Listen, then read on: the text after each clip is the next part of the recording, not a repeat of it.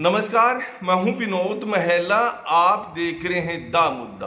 पिहोवा विधानसभा क्षेत्र में भारतीय जनता पार्टी ने 2019 में कमल का फूल खिलाया। अंतर्राष्ट्रीय हॉकी खिलाड़ी संदीप सिंह को यहां पर टिकट दिया गया और संदीप सिंह उनकी उम्मीदों पर खरे उतरे और देखे उन्होंने यहां पर हालांकि मार्जिन कम रहा और कांग्रेस के प्रत्याशी मनदीप चट्ठा को पराजित किया। संदीप सिंह को 42,613 वोट मिली थी, यानी 34.69। तो मनदीप चट्ठा को 37,299 वोट मिली थी। तो देखें, इससे पहले भारतीय जनता पार्टी 2014 के विधानसभा चुनाव में यहाँ पर अच्छी खासी वोट लेती दिखाई दी थी।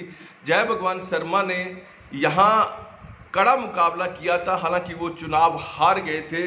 तो देखें, जसविंदर सिंह संधू ने जय भगवान शर्मा को हराया था। इससे पहले जसविंदर सिंह संधू 1991, 1996 और 2000 के विधानसभा में भी यहाँ से चुनाव जीते थे और ताऊ देवीलाल की पार्टी से वो चुनाव लड़ते रहे हैं। और ऐसा लग रहा था कि 2014 में ओम प्रकाश चौटाला उनकी टिकट काट रहे हैं, लगभग यह फैसला हो भी चुका था, लेकिन पूर्व मंत्री अशोक अरोड़ा के कहने पर उनको टिकट मिल गई थी। तो नॉर्थ हरियाणा में एकमात्र जो नेता चुनाव भी जीते वो जसविंदर सिंह संधू ही जीते थे। और पिहोवा विधानसभा की बात करें, सर्वाधिक बार अगर किसी नेता ने चुनाव जीते हैं वो जसविंदर सिंह संधू ने जीते हैं। तो देखें, और सबसे ज़्यादा जो चुनाव हारे हैं वो बलवीर सैनी हारे। हालांकि बलवीर सैनी 1987 में विधायक बने थे और ताऊ देवीलाल की सरकार में उनको मंत्री भी बनाया गया था, हालांकि उसके बाद उन्होंने पार्टी छोड़ दी थी। तो 1967 में सबसे पहले यहाँ पर चीमनलाल विधायक बने थे और स्वतंत्र पार्टी से उन्होंने टिकट लिया था और वो चुनाव यहाँ से जीते थे।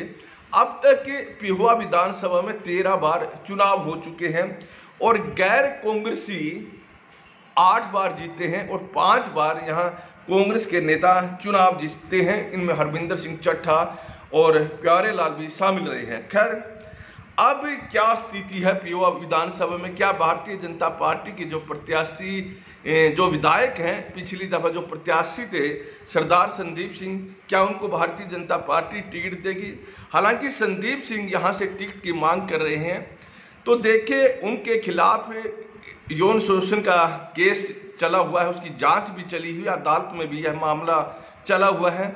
विपक्षी पार्टियों ने संदीप सिंह को लेकर भारतीय जनता पार्टी की सरकार को खूब घेरा और पूर्व मुख्यमंत्री जब मनोहर लाल मुख्यमंत्री हुआ करते थे, विधानसभा के अंदर उन्होंने जवाब देना बड़ा मुश्किल हो जाता था। और कई बार जब विपक्षी दल कहते थे कि संदीप सिंह को मंत्री पद से रिजाइन देना चाहिए, तो पूर्व मुख्यमंत्री मनोहर लाल अड़ जाते थे और उन्हें यहाँ तक कहना पड़ा था कि वो संदीप सिंह से इस्तीफा नहीं लेंगे।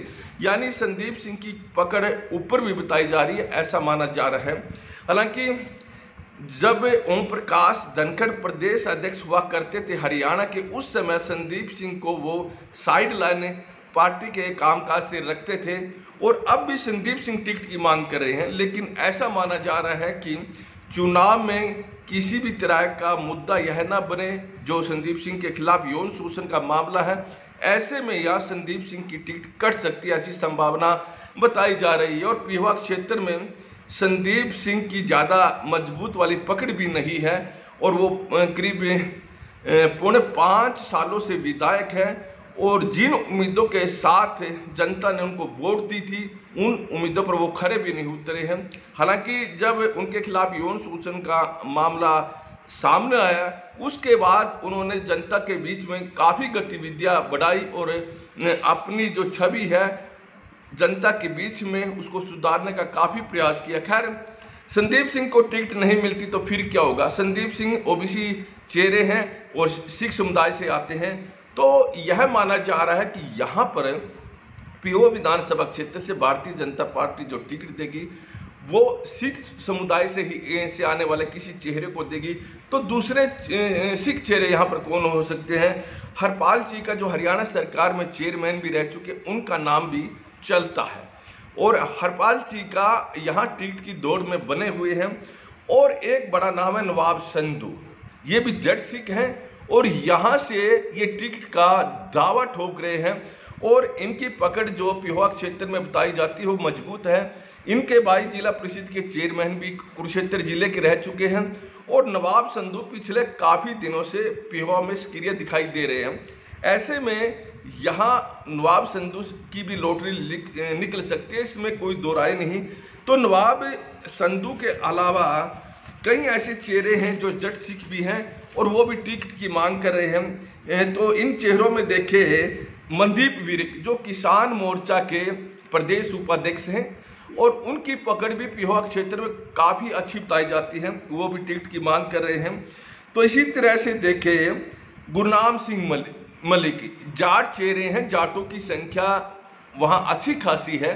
गुरनाम सिंह मलिक काफ़ी दिनों से भारतीय जनता पार्टी के साथ जुड़े हुए हैं और वो भी टिकट की मांग कर रहे हैं और मार्केट कमेटी के चेयरमैन रह चुके हैं। तजिंदर खैरा गोल्डी ये जिला महामंत्री हैं संगठन में और ये भी टिकट की मांग कर रहे हैं।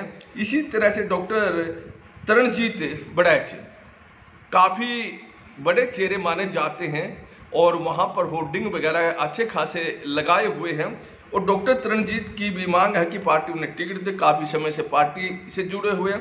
कुछ ऐसे चेहरे भी हैं, जैसे बात करें भारत भूषण भारती मुख्यमंत्री के OSD हैं और हरियाणा सरकार में हरियाणा स्टाफ सिलेक्शन के बोर्ड के चेयरमैन भी रह चुके हैं।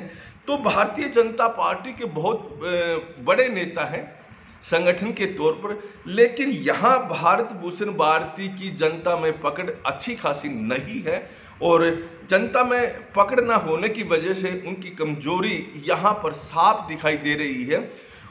भारत भूषण भारती टिकट की मांग तो जरूर कर रहे हैं, पार्टी उन्हें टिकट दे, उन्हें भी पता है कि पिछले 10 सालों में वो जनता के साथ कितने जुड़े हुए हैं।